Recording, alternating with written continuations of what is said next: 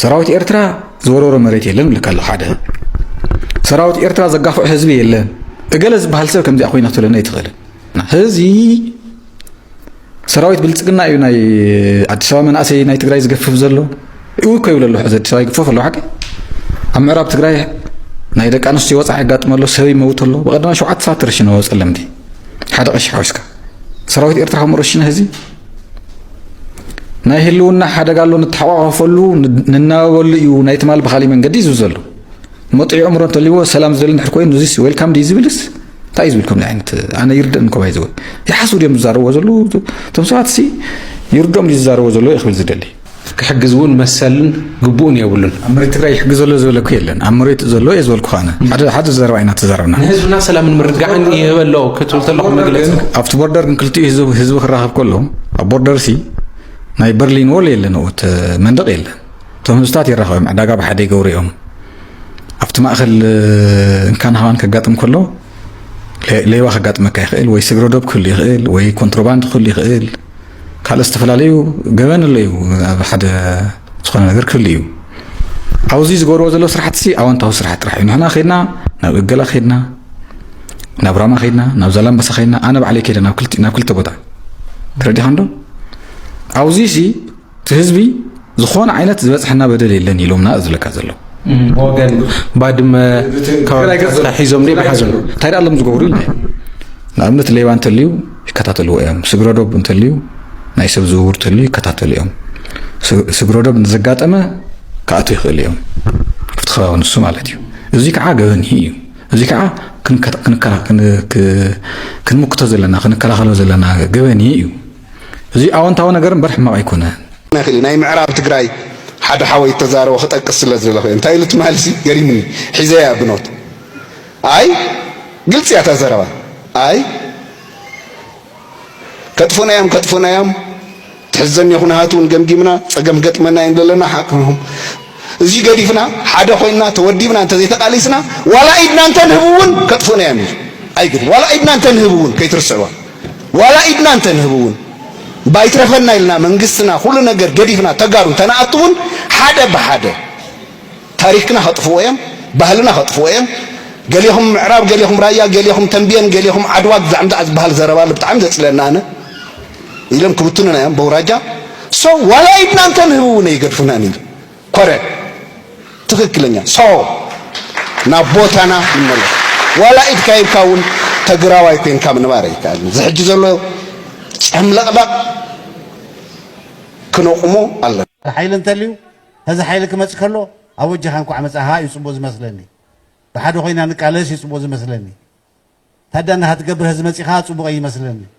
ንተቃልስ ዘዳኸም እዩ ዝመስለኒ እታ ካልአይቲ ክዛረባ ዝደሊ ብዛዕባ ናይ ደለይቲ ለውጢ ትምልከት እያ ሓደ ግዜያዊ መንግስቲ ኮንኩም እንታይ ጌርኩም ገለ ዝበሃል ነገር መፅኡ ግዜያዊ መንግስቲ ኮይና ኣይመፃናን ወሪድና ኢና መፂና ግዜያዊ መንግስቲ ኮይና ይኮናን መፂና ስለዚ ከም ግዜያዊ መንግስቲ ሓላፍነት ኣለኩም ከም ዜጋታት ኢና ሓላፍነት ተሰሚዕና በሉ እንተኣኻኸብ ኢልና ካብ ጀሚርና ምስተን ተቃውምቲ ውድባት ቅድም ኢለን እውን ነዊሕ ዝቃለሳ ዝነበራ ምስኣተኖን ብሓደ ኮይና እንታይ ንግበር ኢልና እታ ትበሃል ዘላ ነገር ጌርና ድሕሪኡ ዓንቶ ሰፋ ይገልጾ ነይሩ ምስ ጀመርና ፈቓድ ኣይተኸልኣናን ግን ፈቓድ ዘይምኽላእን እምነት ሒዝካ ብሓደ ምስራሕን ነንበይንቱ እዩ ብዙሕ እዩ ተኣሽሙ ዝርዝር ነገር ዘድለይ ይመስለኒ ኣብ ውሽጥና እውን ምልክታት ይረኣዩ ነይሮም ሓደ ዘይምዃንና ሓደ ብቲ ዝኸድ ነገር ይረኣዩ ነይሮም እዮም ብዝኾነ ኮይኑ ህዚ ቀስ ብቀስ እቲ ዘድልየና ፈቓድ ግዛዕ እናተዋሃበና ኣብዚ ብፃሕ በፂሕና ኣለና ህዚ እውን ከቢድ ናይ ሪሶርስ ፀገም ኣለና ከቢድ ናይ ሪሶርስ ፀገም ኣለና ሓንቲ ግን ክዛረብ ዝደሊ ቅድም ዘለዓሉ ኣሕዋታይ ኣለዉ ክልተ ነገር ከልዕል ይደሊ ሓደ ደኺምኩም ኢኹም ዝሒልኩም ኢኹም ኢሎምና ኣለዉ ብቐዳማይ እውን ተዛሪበ እየ ሓቆም እዮም ክንድቲ ዝግባእ ኣይተንቀሳቐስናን ምክንያት ክህልወና ይኽእል እዩ እቲ ምክንያት ግን ነቲ ፋክት ኣይቕይሮን እቲ ምክንያት ኤክስፕሌን ይገብሮ እምበር ነቲ ኩነታት ኣይቕይሮን ሓንቲ ምስኣ ትኸይድ ግን ኩሉ ለውጢ ዝደሊ ሰብ ብምሉእ ከሳተፍ ዝኽእል ፕላትፎርም ኢና ፈጢርና ኣምብሬላ ኢና ፈጢርና ፊክስድ ዝኾነ ስትራክቸር ዘሎ ውድብ ኣይኮናን ፈጢርና ኤኒ ለውጢ ዝደሊ ሓይሊ ኣብዚ ንኣቶ ብዝመሰሎ መንገዲ እናተንቀሳቐሰ ክኸይድ ይኽእል እዩ ስለዚ እዚአን ምስትበሃል ጽቡቕ ይመስለኒ ብኻሊእ ኣዘራርባ እቲ ለውጢ ዝደሊ ጓሂ ዘሎ ብዓብዪ ቁጣዕ ዝዛረብ ዘሎ ሰብ እናኣተወ ዝገልፅ ሰብ እንተልዩ እናግለሰ ዝዕረሰ እውን እንተልዩ እናዓረየ እናተማኸረ ከጠንክሮ እየ ዝደሊ ኣነ ካሊእ እንታይ እያ ዕላማኹም ትብል እያ ክልተ እየን ተን ዓበይቲ ዕላማ ሓንቲ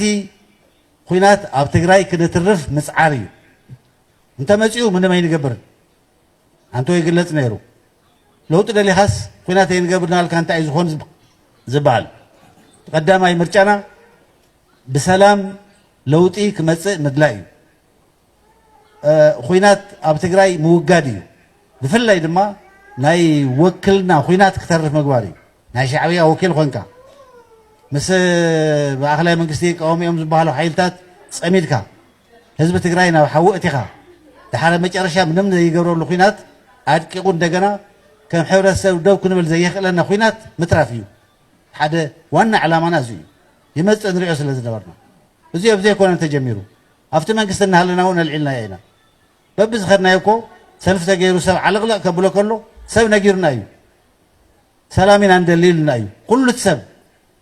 እቲ ዝመፀ ሰብ በሽሓት ዝቁፀር ሰላም ኢና ንደሊ ኢሉና እዩ ካልኣይ በታ ዝመፃናያ ምምሕዳር ክንከደ ንደልን ኢልና እዩ ክልቲአን ኣምፂዎን እዩ ናይ ህዝቢ ጭርሐ እየን ኣብዚ ምስ መፃና ንስተና ንልዕል ዘለና ሰላም እንታይ ክግበር ይኽእል ብዙሕ መንገድታት ኣሎ ብቐዳማይ ተኻእለኒ ይገልፅ ነይረ ሓደ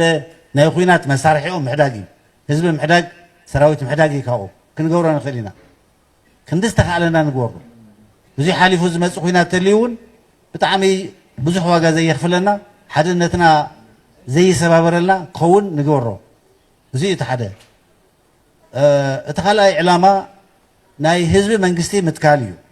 ክሻብ ህዚ ኣብ ትግራይ ናይ ህዝቢ መንግስቲ ነይሩ ኣይፈልጥን ኢልና ኢና ተበጊስና ንንበረሉ ንንበረሉ ብዘየግድሽ ብዝኾነ ግን ኣብ ዝበፅሕናሉ ግዜ ከምዚ ኢልና ደምዲምና ኣለና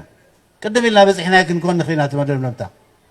ቅድም ኢልካ ስለ ዝበፅሕካዮስ ናብ ነገራዊ ሓይሊ ክቕየር እዩ ማለት ኣይኮነን ስለዚ ህዚ ናይ ደለይቲ ለውጢ ካልኣይ ምንቅስቓስ ካልኣይ ብዕላማ እዚ ነገር ምስ ኣትረፍና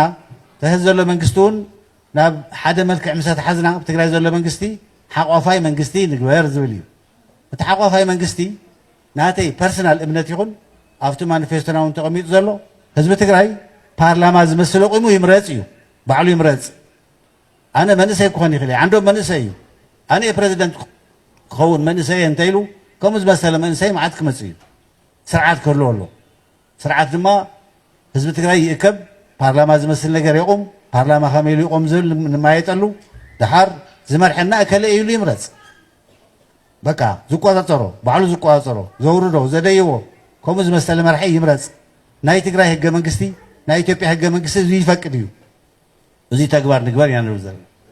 ባዕልትና ፕረዚደንት ክንከውን ሕፁያት ጌርና ይኮንና ነቕርብ ዘለና ናይ ደለይቲ ለውጢ ምንቅስቓስ ውልቀ ሰብ ይኹን ኣብኡ ዘለዋ ተን ፓርቲታት ባዕልታተን ሕፁይ ገይረን ኣይኮናን ዘቕረባ ዘለዋ ኢንስቲቱሽን ንፍጠር እየን ዝብላ ዘለዋ ህዝቢ ትግራይ ኩሉ ፀገሙ ብሓደ ኮይኑ ዝመኽረሉ ብሓደ ኮይኑ ዝውስነሉ ናይ ልምዓት ናይ ኩናት ናይ ሰላም ብሓደ ኮይኑ ዝውስነሉ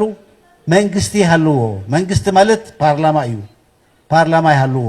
እቲ ግዜያዊ መንግስቲ እናሃልና ተቃሊስና ኣብ ዝበፅሕና በፂሕና ህዝቢ እውን ንሱ ኢና ንብል ዘለና ኣብ ታሕቲ እውን ኣብ ታሕቲ ወረዳታት ክወርድ ከሎ ህዝቢ ናይ ባዕሉ መማሓደርቲ ባዕሉ ይምረፅ እዚ ደንቢ እዩ ህጊ እዩ ናይ ትግራይ ህገ መንግስቲ ዘቕመጦ እዩ ናይ ህዝቢ ትግራይ ሓድነት ዘምፅእ እዩ ፀገማትና ዝፈትሕ እዩ 70-80% ፀገማትና ዝፈትሕ እዩ ስለዚ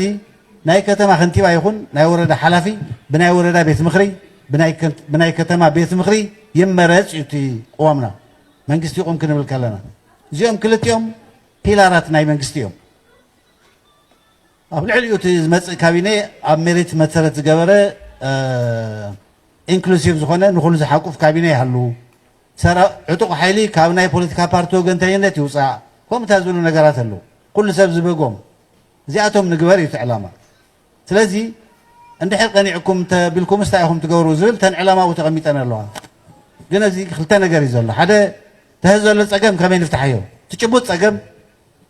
ኩናት ኣብ ትግራይ ከይግበር ምግባር እዩ እዚ ንፍታሕ መጀመርያ ድሓር ካብኡ نهزب زحقف هزب زرقفو منقست نقوم زي تعلامة أبزي إذا أتسب بملؤ محبر يخون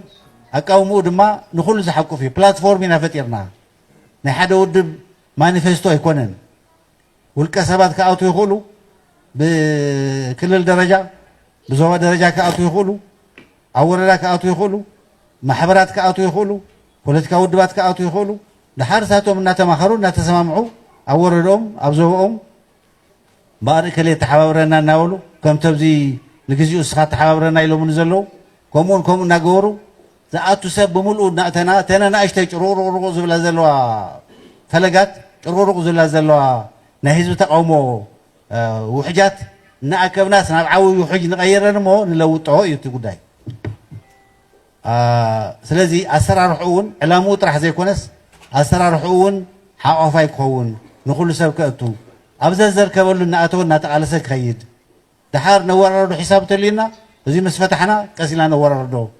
እዚ እቲ ዕላማና እዚና ኣቐሚጥና ዘለና ኣብዚ ተልዓለ ኣነ እውን ዝብህጎ ፅቡቕ ነገር ኣሎ ናብ ተግባር ንእቶ ዝብል ድፊኢት ኣሎ ፅቡቕ እዩ ዝተኣሽሙ ኣብዚ እቲ ሚዛን ምሕላው ፅቡቕ ይመስለኒ ኣብ ተግባር ንእቶ ይብልን ናጋ ንግሆ ብስታድዮም ዓለቕለቕ ክነብሎ እንተኽኢልና ብሰልፊ ብጣዕሚ ደስ ይብለኒ መስቀል ኣደባባይ